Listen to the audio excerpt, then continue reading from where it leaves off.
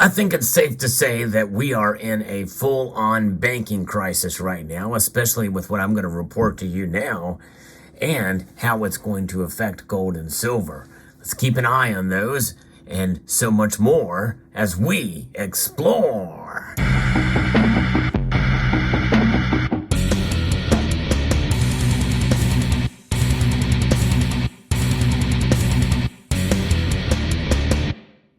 Gold and silver are modestly up today. I think they're fighting against what had happened earlier in the day with a little bit of drop in the price, but with what the news reported about what's going on in the banking sector, two big pieces of news occurred today we're going to report on, and that is causing the metals to pop, in spite of, by the way, a rallying dollar. That's right, the dollar actually has rallied today. And that's kind of remarkable to see. It's up over about 1% as I record this video. So it doesn't happen very often, but you know, these are times that are kind of unusual. And we're seeing the dollar index up and gold and silver up. Again, modest gains because they're fighting against that dollar strength today. But this just it is a flight to safety, and we'll get to that in a moment. But what is going on here? Why is this happening? Well, Wall Street is certainly reacting. Stocks are down fairly dramatically, and they are down about 400 points or so. They were down over 600 points earlier in the day, and there might be a little bit of a recovery as the markets come to a close now. In fact, I'm checking this now. The Nasdaq is actually up a little bit, and the Dow Jones Industrial Average is about down 300 points. So there's a little while before the markets close here, but nonetheless, we are seeing a little bit of a concern, a lot of concern in the banking sector. The nation's largest banks got walloped on Wednesday, showing they weren't immune to the crisis that has hammered regional lenders after Credit Suisse reignited fears of a contagion in global banking, not just banking in the United States, but around the world. This is a report that comes to us from the New York Post. And if you enjoy videos like this, where I give you information on news events that have a relation to precious metals, I hope you will consider pressing that thumbs up button down below and subscribing to the channel.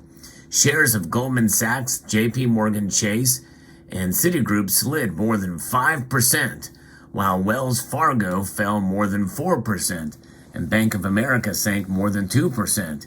U.S. banks got slammed as Zurich-based Credit Suisse plunged as much as 25% after its biggest shareholder, Saudi National Bank, said it wouldn't pour more money into the troubled institution. Now, if you've been following this channel, we've talked about, how, and it's been talked about in the comments section too of my videos, how Credit Suisse is in trouble. Some people think that it may be the next one to collapse even before First Republic, which is another bank that's still in trouble in spite of its shares falling and recovering almost fully the other day. So market experts are increasingly fearful that Credit Suisse will require a bailout due to the rapid loss of confidence in its stability, potentially accelerating a chain reaction that began with Silicon Valley Bank's implosion and could upend other struggling firms. But nonetheless, one thing about Silicon Valley Bank, which many people feel, it's sort of an isolated incident, and maybe Signature as well too, because they weren't well diversified, mostly in the tech space and into venture capital, but they were heavily invested in ESG causes, as well as woke causes.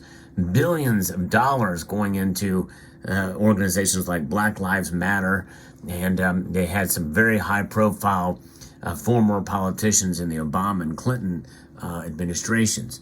Nonetheless, that is a part of it, potentially maybe that could have led to its demise. But nonetheless, we continue here. Research analysts at Exane said that the most likely scenario to resolve issues at Credit Suisse is a bailout by the Swiss National Bank and its financial regulator, FINMA, according to Reuters. The sell-off at the banks is now a broad-based, which suggests that there has to be some kind of game-changing decisive action to reverse and stabilize the situation. the Exane analyst said in a note. Despite the trouble, Credit Suisse Group Chairman Alex Lehman, interesting name, remember Lehman Brothers? He insisted Wednesday that government assistance isn't a topic for the embattled lender. Well, yeah, they want to try to alleviate fears as much as possible. Credit Suisse stock cratered to an all-time low shortly after admitted to finding material weakness in its financial reporting over the past 2 years. That's crazy. The Swiss bank has significant holdings in the U.S., raising concerns of further contagion. The turmoil comes on the heels of the credit rating agency Moody's cutting its outlook for the banking system, the entire banking system in the United States, due to rapid deterioration of the operating environment following the failure of Silicon Valley Bank and other firms. Moody's placed 6 regional banks on a downgrade watch, and that includes First Republic. You may remember me talking about them earlier as well. And that is as well as Zions Bancorp, Comerica, Intrust Financial, UMB Financial, and Western Alliance. Shares of San Francisco-based First Republic hovered in negative territory and were down more than 17% in early trading Wednesday. That's after recovering almost fully on Monday. Key core shares were down more than 3%. Other regional banks seesawed, pairing earlier losses and turning positive by midday. Western Alliance surged more than 12%. Comerica rose more than 2%.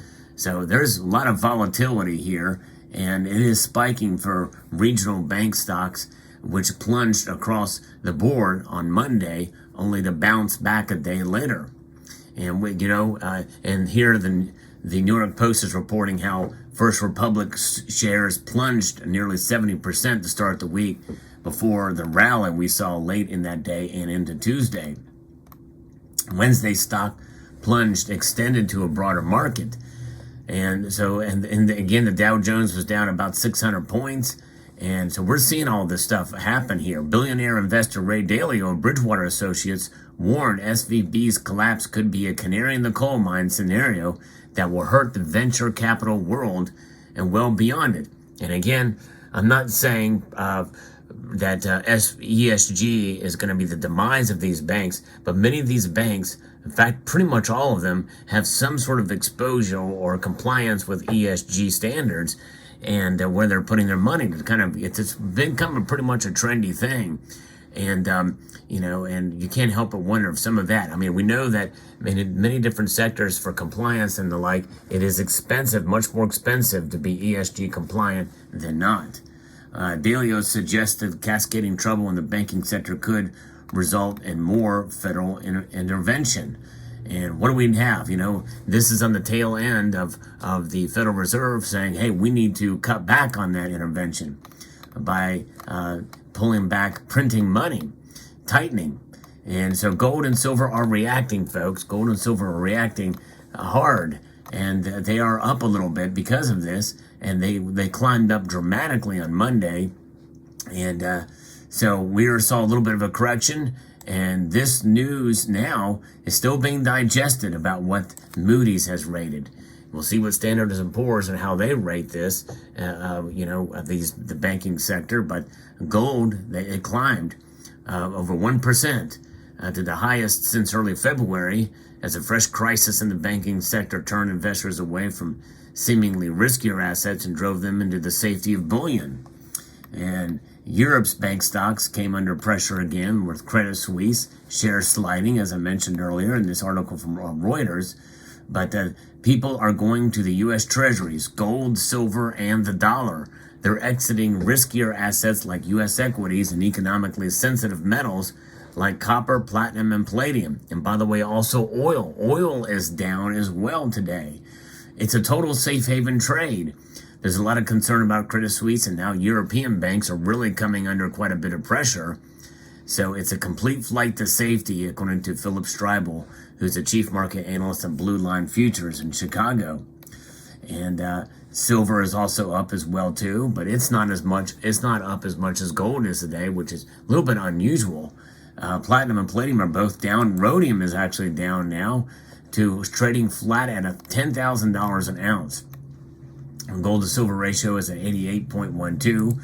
So now the focus is on what the Fed is going to do. And interest rates, as it assesses data showing elevated inflation in February against the backdrop of the collapse of two regional banks, markets put a 57.1 chance that the Fed will hold its benchmark rate at current levels at its March 21st to 22nd policy meeting. That's right. So the vast majority of the markets suggest a 57.1 chance that they will pause. And that could bode well for gold and silver to climb. We shall see. Gold is traditionally considered a hedge against inflation, but higher rates increase the opportunity cost of holding the non-yielding asset. I look at it as a hedge against economic insanity and instability. And right now we are experiencing that at this moment. Volatility is expected over the coming days ahead of the Fed meeting. And that's a no-brainer too. We're definitely going to see that. And so it'll be interesting to see. So let me know what your thoughts are about where gold and silver are going to go in these crazy markets and times. And, you know, somebody had suggested on this channel that we might see First Republic fall on Friday. And you know what? We could see Credit Suisse fall on Friday as well, too. That seems to be what happens. It's either on a Friday over the weekend when the news cycle is winding down. That's what happened. That's exactly what happened with SVB. And so we may see another Friday of this occurring. And then all bets are off the table. It would be very interesting to see what happens and how the markets react coming that Sunday night when we do our market watch. So there you have it. Watch gold and silver during these interesting times. It'll be fascinating to see where it goes. I'd like to extend a multitude of gratitude to you all for taking the time to watch, and to encourage you to please rate, share, comment, and subscribe.